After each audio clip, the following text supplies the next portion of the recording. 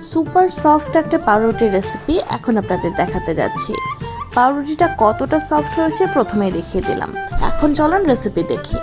2 cup ময়দা নিয়েছি, এর সাথে দিয়ে দিচ্ছি 2 টেবিল চামচ চিনি, দিচ্ছি 3 টেবিল চামচ গুঁড়া দুধ, হাফ চা চামচ লবণ, দিচ্ছি 1 চা চামচ ব্রেড ইমপ্রুভার, তারপরে দিচ্ছি 2 চা চামচ ইস্ট আর কয়েক ফোঁটা মিল্ক এসেন্স।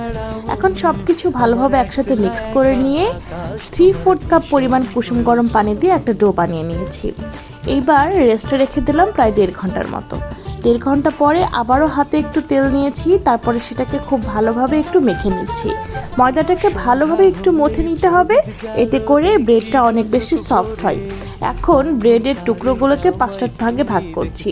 এবার এই যে এরকম ফোল্ড করে নিয়ে আমি উপর থেকে ডিম ব্রাশ করে তিল ছড়িয়ে 220 ডিগ্রি সেলসিয়াস তাপমাত্রায় 20 মিনিটের জন্য বেক করে নিচ্ছি। ব্যাস, আমার রুটি রেডি।